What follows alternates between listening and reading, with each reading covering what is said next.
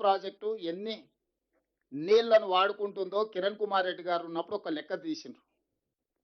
ఆ లెక్క ప్రకారము నీటి కేటాయింపులు జరగాలని, ఆంధ్రప్రదేశ్ ప్రయోజనం చేకూరాలని కిరణ్ కుమార్ రెడ్డి గారు తీవ్రమైన ప్రయత్నం చేసి ఆంధ్రప్రదేశ్ యొక్క నీళ్ళ హక్కులను సాధించాలని కిరణ్ కుమార్ రెడ్డి గారు ఆనాడు ప్రభుత్వంలో ఒక లెక్కలు తీశారు.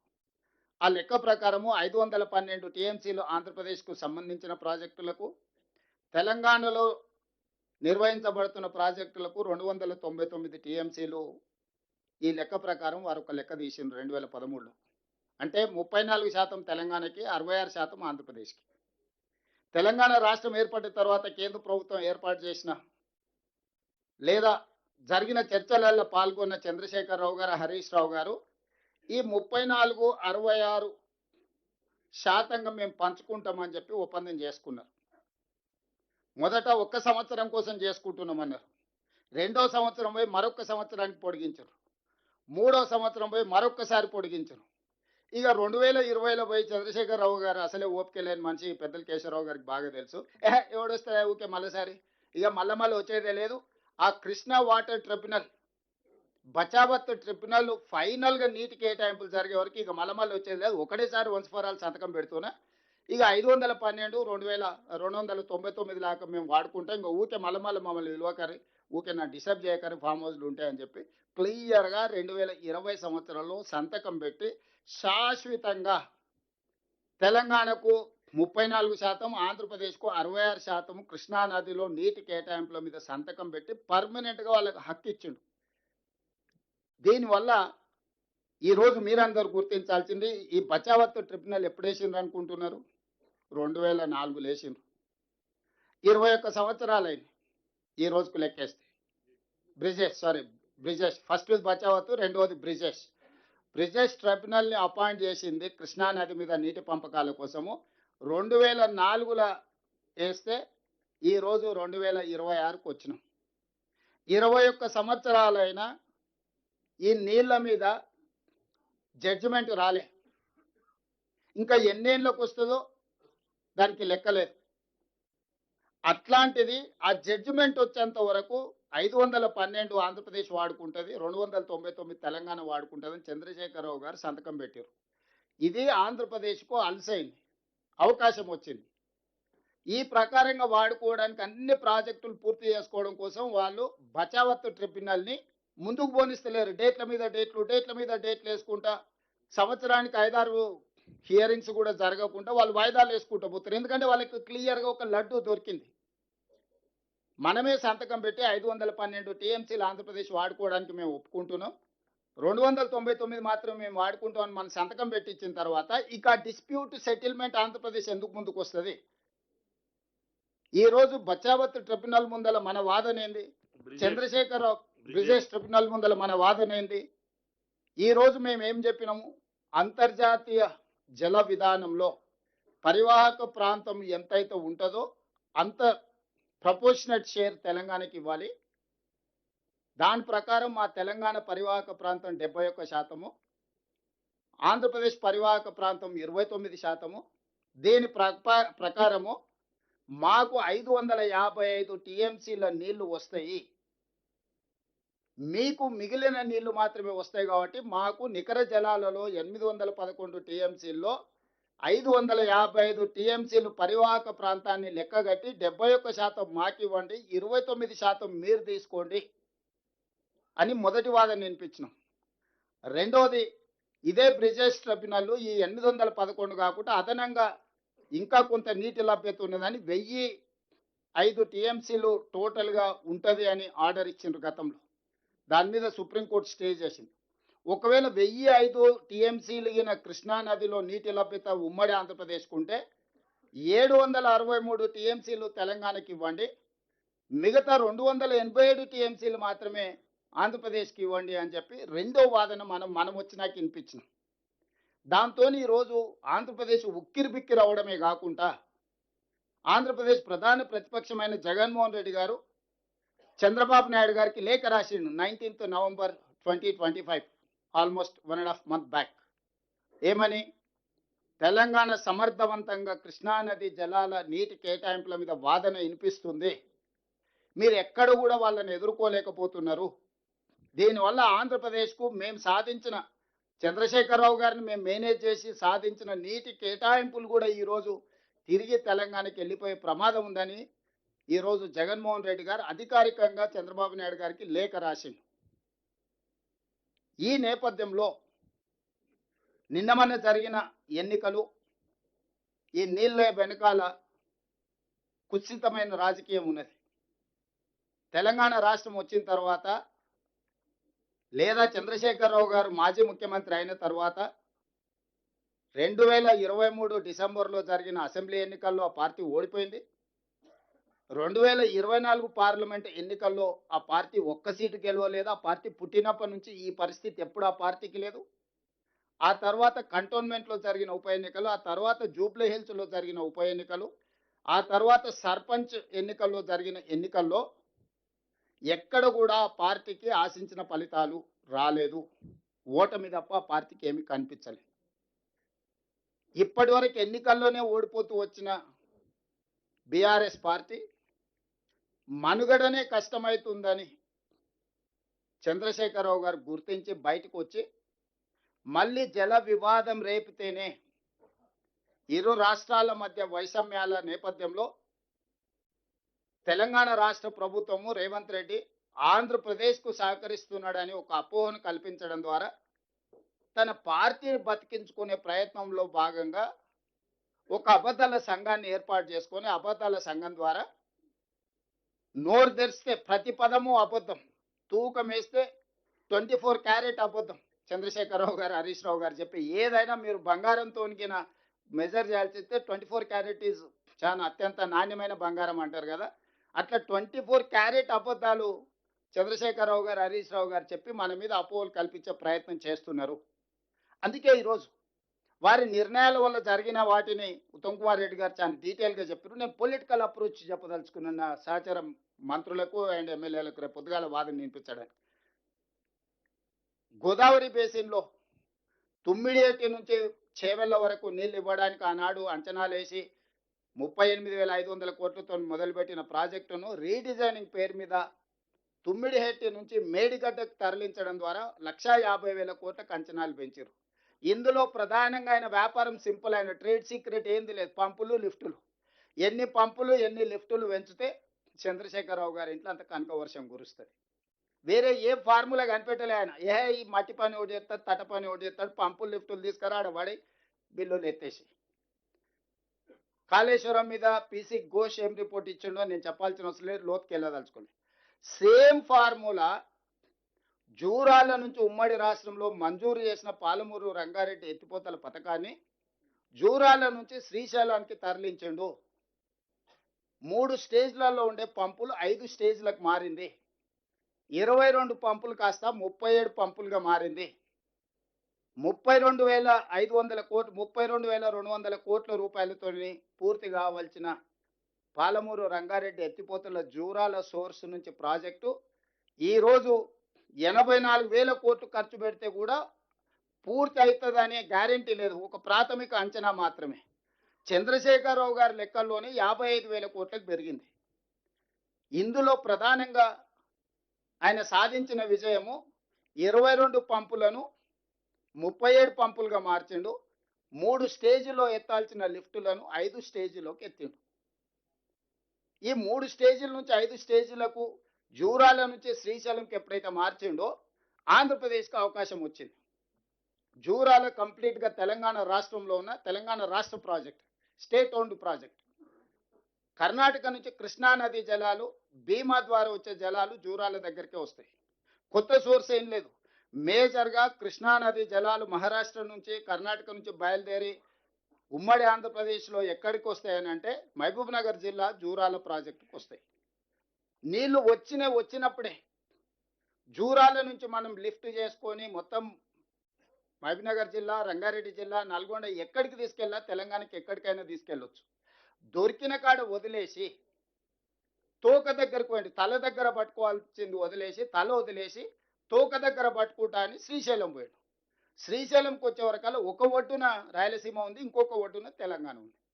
రాయలసీమ ఒడ్డున వాళ్ళకున్న పోతిరెడ్డిపాడు కావచ్చు, ముచ్చిమర్రి కావచ్చు, మాల్యాల కావచ్చు, రాయలసీమ లిఫ్ట్ కావచ్చు, ఈ ప్రాజెక్టులను అటువైపున వాళ్ళు ఈరోజు 13.37 టీఎంసీలు పర్ డే, అంటే ఒక సముద్రాన్ని మలిపినట్టు 13 టీఎంసీలు, 13.5 టీఎంసీలు దాదాపుగా ఒక రోజుకు తరలించుకోవడానికి అవకాశం. అంటే ఒక నదినే మలుపుకొని పోయినట్టు. తెలంగాణ సైడ్ ఉన్న ప్రాజెక్టులన్నీ ఏంటంటే పాలమూరు రంగారెడ్డి ఎత్తిపోతలు ఒకవేళ 100% కంప్లీట్ చేస్తే 2 టీఎంసీ, కల్వకుర్తి లిఫ్ట్ ఇరిగేషన్ నాకు తెలిసి 4000 క్యూసెక్స్, అంతేనా Vijayabhaskar? SLBC tunnel 4000 cusecs, best scenario 6000 cusecs. Hardly మనం డిజైన్ చేసిన ప్రాజెక్టే శ్రీశైలం బ్యాక్ వాటర్స్ నుంచి తెలంగాణకి 2.5 టీఎంసీలు కూడా లేదు. ఈ రోజు ఎంత వాడుకుంటున్నాం మనం అంటే నిజంగా ఈ లెక్కలు చూస్తే మనం సర్ప్రైజ్ అవ్వాలి. 0.25 టీఎంసీ ఈ రోజు తెలంగాణ శ్రీశైలం బ్యాక్ వాటర్స్ నుంచి వాడుకోవడానికి ఉన్న మన ఇన్ఫ్రాస్ట్రక్చర్ ఎంతనే అంటే 0.25 TMC, not even half TMC, quarter TMC మనం వాడుకోగలుగుతున్నాము. Just quarter TMC. ఈరోజు పోతిరెడ్డిపాడు 8 టీఎంసీలు, మాల్యాల కావచ్చు లేకపోతే ముచ్చుమర్రి కావచ్చు అదొక 1 టీఎంసీ పైన, రాయలసీమ ఒక 3 టీఎంసీ పైన. ఇప్పుడు లెక్కలన్నీ ఉత్తమ్ కుమార్ రెడ్డి గారు చూపించిండ్రు. ఈరోజు రెండు వైపుల నుంచి నీటి హక్కులు అనుకో, నీటి చౌర్యం అనుకో, హక్కులు లెక్కేసినా నీ దగ్గర ఎత్తుకోవడానికి ఏంది లేదు. ఒకవేళ దొంగతనంలో పోటీ వాడదామన్నా వాడు 13.5 టీఎంసీలు రోజుకు దొంగతనం చేస్తే నీ దగ్గర 1/2 టీఎంసీ కూడా దొంగతనం చేయడానికి లేదు. దొంగతనం చేయడానికన్నా నీకు కనీసం శక్తి ఉండాలి, హక్కులు సాధించడానికన్నా శక్తి ఉండాలి. ఇవాళ చంద్రశేఖరరావు గారు జూరాల నుంచి శ్రీశైలంకు మార్చడం వల్ల 3 లిఫ్టులు కాస్త 5 లిఫ్టులు అయినాయి, 22 పంపులు కాస్త 37 పంపులు అయిపోయినాయి.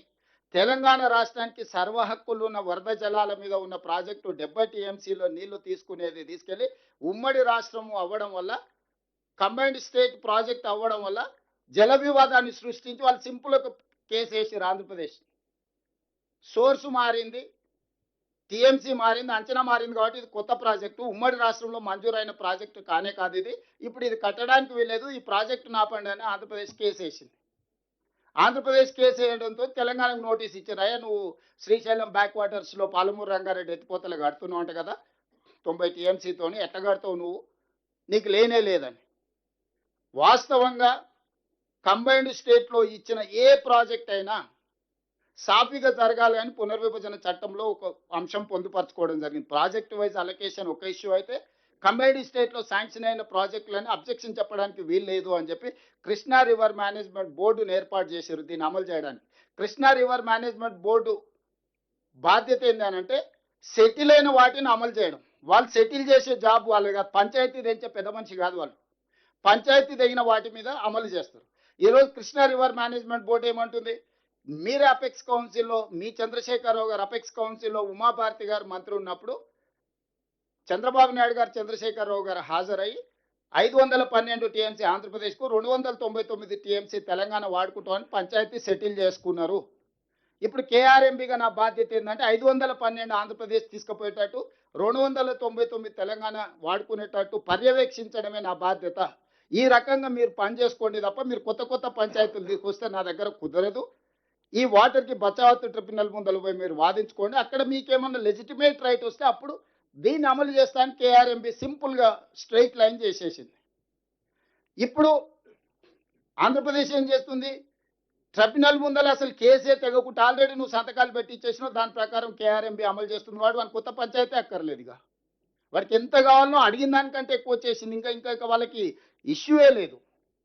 కానీ చంద్రశేఖరరావు ఏం వాదించాల్సిన అవసరం ఉండే, అంతర్జాతీయ జల విధానంలో పరివాహక ప్రాంతాన్ని బట్టి నీటి కేటాయింపులు జరగాలి.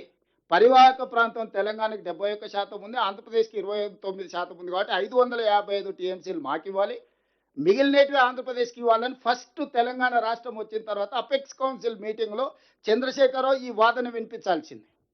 రెండో పాయింట్ ఏంది, బేసిన్ లోపలనే నీళ్లు వాడాలి, బేసిన్ బయటకు తరలించడానికి వీల్లేదు, ఇది రెండో విధానం. సో ఈరోజు ఆంధ్రప్రదేశ్ కృష్ణా బేసిన్లో వాడట్లేదు కృష్ణానది జలాలను, పెన్నా బేసిన్కి తీసుకెళ్తున్నారు. ఈ రోజు పోతిరెడ్డిపాడు ద్వారా వీటన్నిటిని తీసుకెళ్లి పెన్నా బేసిన్కు తరలిస్తారు కాబట్టి మేము ఎట్టి పరిస్థితుల్లో బేసిన్ బయటకు తీసుకెళ్లడానికి మేము ఒప్పుకోము.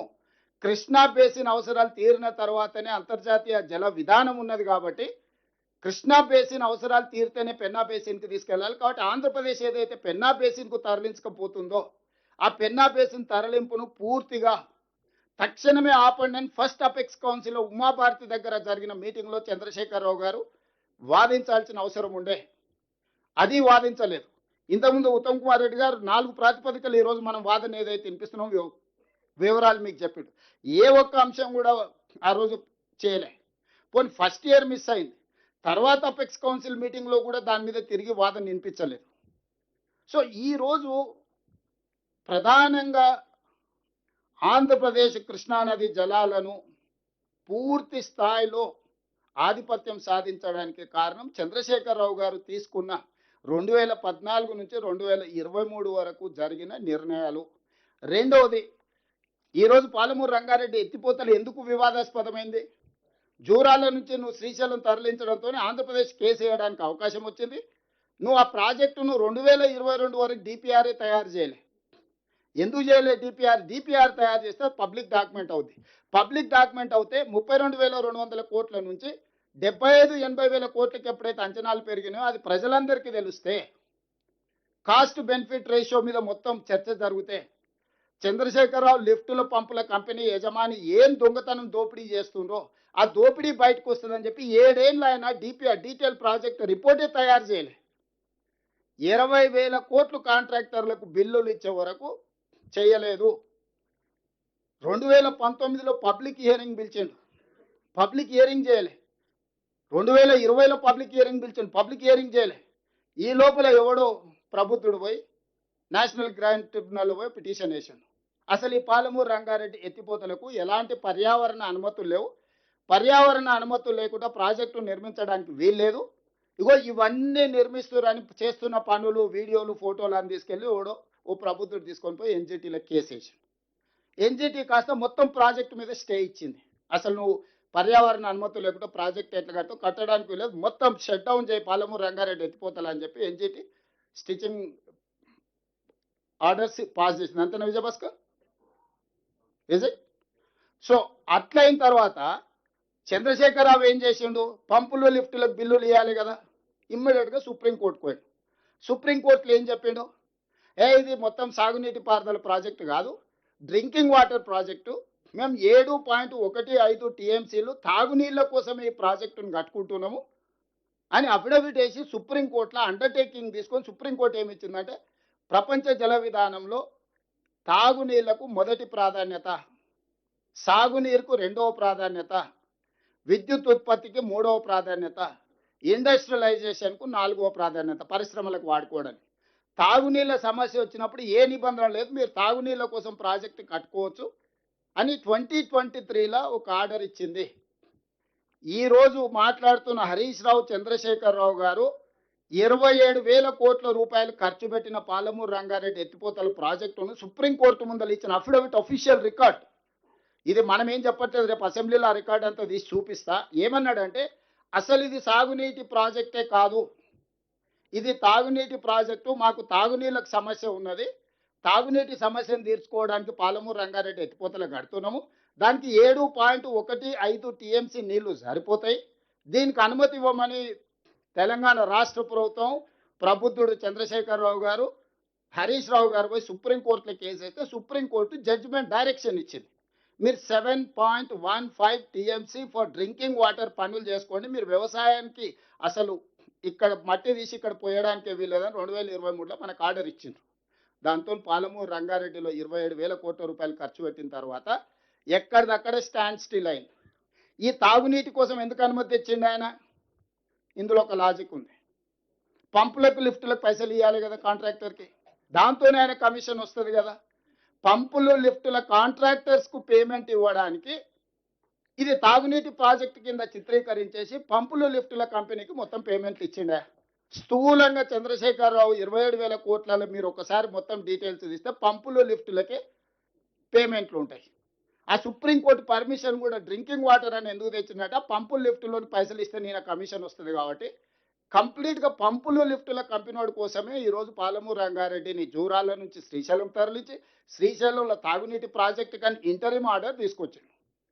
మేమొచ్చి చూస్తే సుప్రీం కోర్ట్ ఆర్డర్ ఉంది. కేంద్ర ప్రభుత్వం దగ్గరకు పోతే వాడేమంటాడు ఆల్రెడీ ట్రిబ్యునల్ ముందల ఈ వాదన ఉంది. దీని కింద ఈ వాదన ఉంది. మీకు ఏ అనుమతి ఇవ్వడానికి లేదు. ఆల్రెడీ మీ లీడరు పోయిన గవర్నమెంట్ మాకు అఫిడవిట్ ఇచ్చింది. 90 టీఎంసీలో నీకు సోర్స్ కొత్తదని ఆంధ్రప్రదేశ్ ఏదైతే పిటిషన్ వేసారో దానికి ఏం చెప్పిండంటే, మా దగ్గర మైనర్ ఇరిగేషన్ చెరువులు, కుంటలలో మేము నీళ్లు వాడుకుంటున్నాం. అందులో సేవింగ్స్ ఒక 45 టీఎంసీలు మేము చెరువులు, కుంటలు వాడుకోకుండా పాలమూరు రంగారెడ్డి ఎత్తిపోతలకు వాడుకుంటాం. ఇప్పుడు గోదావరిలో పట్టిసీమ ద్వారా పోలవరం నుంచి మేము కృష్ణా డెల్టా ఆయకట్టుకు 80 టీఎంసీల నీళ్లు తీసుకెళ్తున్నారు. అట్లా బేసిన్ మారినప్పుడు ఆ నీటిల పై రాష్ట్రాలకు కేటాయించాలి. మాకు ఒక 45 టీఎంసీల నీళ్ళు వస్తే మిగతా కర్ణాటక, మహారాష్ట్రకు పోతాయి.